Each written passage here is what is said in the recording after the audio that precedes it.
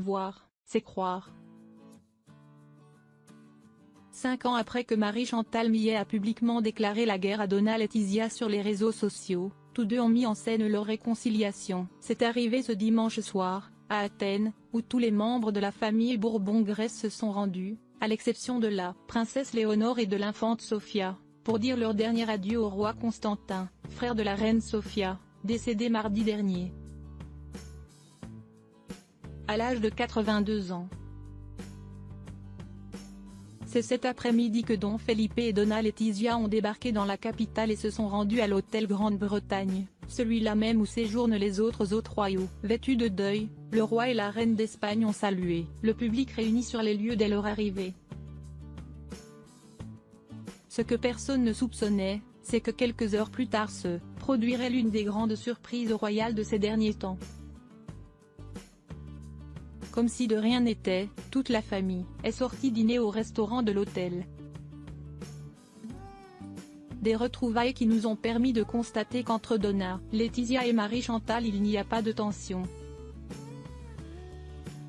Au contraire, le fait qu'ils soient bras dessus bras dessous et souriants montre qu'ils ont corrigé les aspérités qui les séparaient auparavant et qui sont devenues publiques en 2018, après la bagarre entre la reine et Donna Sofia dans la cathédrale de Palma de Majorque.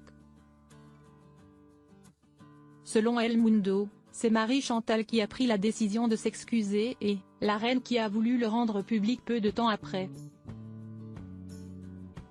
Cette vidéo dans laquelle la belle-mère et la belle-fille ont eu un face-à-face est devenue si virale qu'elle a même atteint la belle-fille de Constantine et Anna Maria de Grèce, qui n'a pas hésité à commenter dessus publiquement. Elle a montré son vrai visage, a déclaré Marie-Chantal Millet sur Twitter après avoir vu les images, condamnant ainsi Donna Laetizia. Cette réaction de la princesse grecque a fait couler des flots d'encre sur la relation de la reine avec la famille de Donna Sofia, notant que Don Felipe, toujours si proche des Grecias, s'était éloigné d'eux après leur mariage.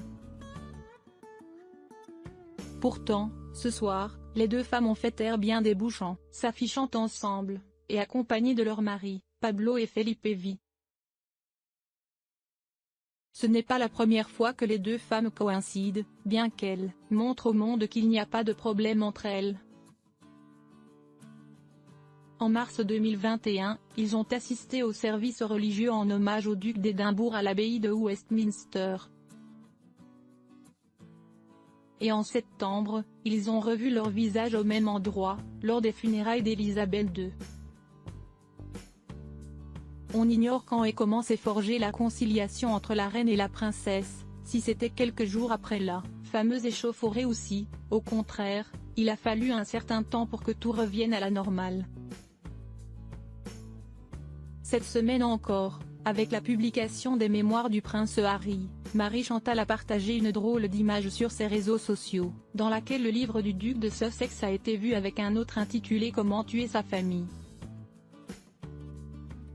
Maintenant, il a montré au monde que, quoi qu'il arrive, la famille passe avant tout et qu'il y a une chance de réconciliation.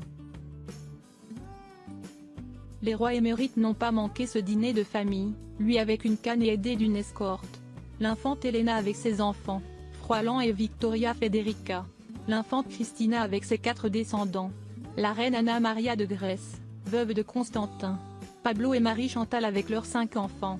Le prince Nicolas et sa femme, Tatiana Blatnik. La princesse Alexia avec son mari et leur progéniture. Le prince Philippos et Nina Flor, la princesse Théodora avec son fiancé. Les rois de Suède. Le prince Haakon et la princesse Mette-Marie de Norvège. Et Lady Gabriella Windsor, entre autres.